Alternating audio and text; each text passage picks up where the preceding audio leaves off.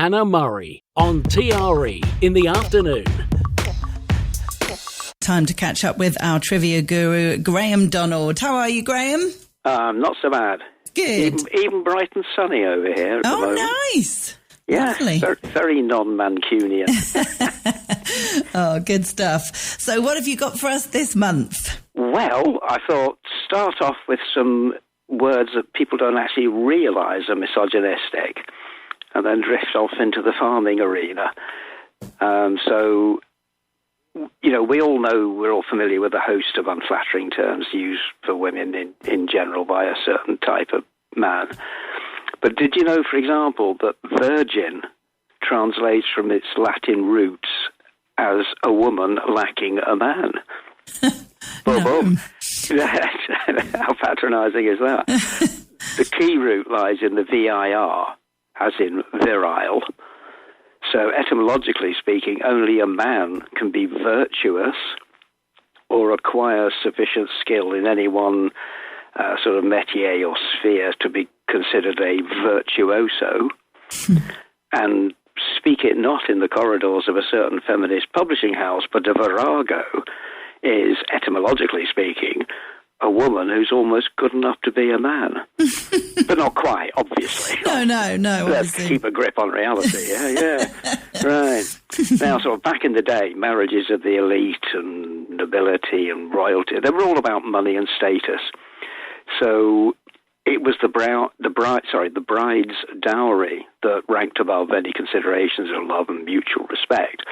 So once the sum or the whatever of that dowry was agreed, the happy nuptials could go ahead, and the bartered bride could move into her husband's castle, manor house, or whatever, bringing with her paraphernalia. Now, as stated, the groom only cared about the dowry, so his wife's personal trappings and whatever, and the bits and pieces, were just an irksome jumble of no consequence, which is why paraphernalia translates from the Greek para, meaning beside or apart from, and phrene, a dowry. So it means apart from the dowry, that's all right, shovel it into a cupboard. And it must be said that some dowry, they were pretty substantial. I mean, one of the largest in British history was the collective of both the Orkney Islands and the Shetland Islands, given in 1468 by Christian I, King of Denmark, Norway and Sweden, to secure the marriage of his daughter, Margaret of Denmark, to James III of Scotland. So Scotland got all those offshore islands as dowry. Wow, interesting. Yeah. Now, obviously, at noble and royal levels, heirs and spares were of prime importance. But female offspring were pretty much just brushed aside in favour of any male issue. And it pretty much the same still. Anyway, once pregnant, the wife could gather about her a close coterie of trusted female companions who were known as godsibs, S-I-B-B-S. And that second element is reflected in siblings. But back in those days, that term was not restricted to brothers and sisters, but could denote any relative, no matter how remote, or someone not related, but who was good enough or close enough to be considered as good as a relative. Anyway, the males of the house seem to have been irked by the influx of these women into their household, with all their alleged incessant chatter, which was dismissed as inconsequential godsibbing. What do you mean godsibbing again? A term which, come the 1500s, had transmuted to gossiping, with all its pejorative overtones intact. And lastly, it's a fair bet that most listening would presume son of a bitch to be fairly modern American street slang. But it actually dates back to early England of the mid-late 1200s. Wow. Yeah. Well, yeah, you think it's like, 90, son of a bitch. No, 1200s England. When it was actually a Christian-used pagan insult. Now, the date of England passing over into Christianity is variously argued, but the so-called old ways at Cap O and Cap W persisted a lot longer in the remote and rural reaches of the country than Orthodox Christianity likes to acknowledge. Indeed, some say it lingers still. But now that is perhaps why pagan is simply the Latin for a villager or country dweller, and heathen simply means one who lives out in the heathlands. And no matter in its original form, the insult was son of the bitch, with the implication being that the person so termed was a wolf's head in thrall to the great bitch or the great she-wolf, who in early England was the pagan goddess of the rural domain, who, like the Roman Diana, was like an equivalent. She oversaw the wolves, the hunting dogs, and all wild animals. Now, as such, pagan connections got lost. The bitch turned to the less specific a bitch. But that insult, you can find it in Shakespeare's King Lear of 1605. My goodness. And the contemporary play Coxcomb of 1625, which perhaps closer to the old pagan usage, includes the line, "They have no mothers, they are sons of bitches." so, yeah, nice way. Either way, far from arising in more modern American slang, the term travelled to America in the 17th century with English migrants, like those aboard the Mayflower, which landed over there in 1620. Now that said, America took the insult to its heart, and the state of Utah still has a promontory, a sort of hill type thing, called Son of a Bitch Hill. It's on the map. Oh my goodness! Yeah, where do you live? Yes. Oh, Son of a Bitch Hill. Right. Now, as an add-on, all those old jokes about greyhounds not in fact being grey. Well, this too relates to the Norse term groy, G-R-O-Y, which also meant bitch. Because the Norse reckoned that the females of that breed, they were lighter than the males, so they were faster in the chase, quicker on the turn, and that made them ideal for chasing down fast-moving game. And when they came over to England, bringing their dogs with them, the locals mistook the name of the visitors, greyhounds, for greyhounds. Boom, but on to wolfy words in agriculture. Now then, back in the 13th century, the kind of harrow you needed to break fresh ground was called a hearse, H-E-R-S-E or H-E-R-C-E. It could be spelled either way, which had numerous slightly curved metal prongs, which were fancied to look like wolf's teeth, hence that name, hearse, deriving from the old Latin herpex, a wolf. Now, needless to say, such equipment was it wasn't in daily use, so one hearse was enough for any collective of farms in a valley or whatever, who shared the costs of its upkeep and maintenance and whatever, and its use. Incidentally, once you dragged this thing over the ground once, that was usually enough.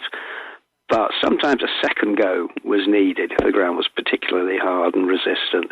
Hence the theatrical rehearse or rehearsal. Wow. Yeah, you needed to rehearse the ground. Yeah. Also, with it lying idle most of its life, this agricultural hearse was pressed into service for collecting the bodies of the dead for being drawn down to the local church for burial. Hence the modern and sombre hearse of today's undertaker. Now, either way, this hearse was a wolf that people were not keen to see at the door, obviously, and with to keep the wolf from the door, which first appeared as keeping the wolf from the gate in the 1400s. Those wolves, they were pretty savvy creatures. They steered well clear of human habitation. And so saying, those nice little roofed gatehouses that you see at the access to most old churchyards. Yeah. And people still like to sit in there, have a cigarette and a chat or whatever, on what they imagine to be the bench seats on either side.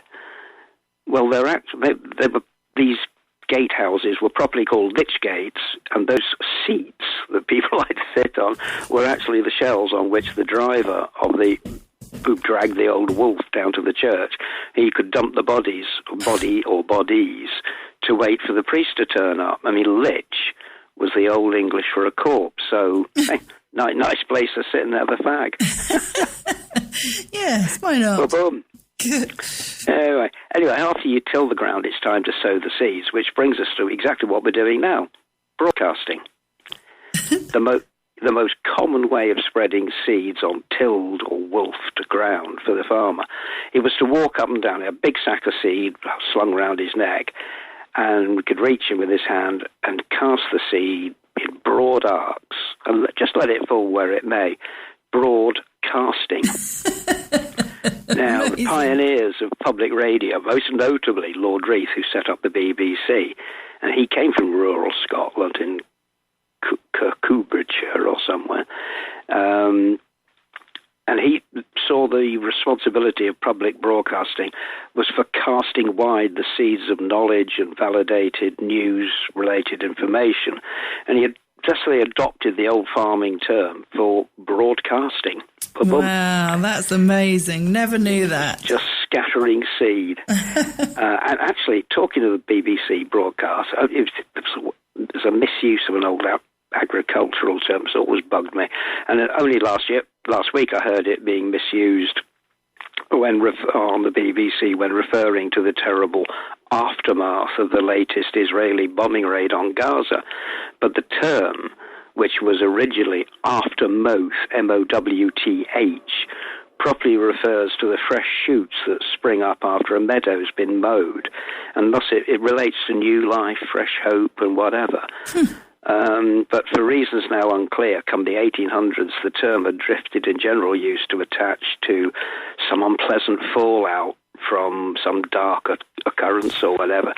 It's lost to that forever. Yeah. Anyway, the other seed-sowing method involved a funnel with a long tube fitted, so the farmer could walk along with that tube trailing in the open furrow to accurately drop seeds at the required spacing before the earth was folded back over. So unlike grass, which you really get out there, broadcast it, chuck it all over the place, these had to be planted at specific intervals.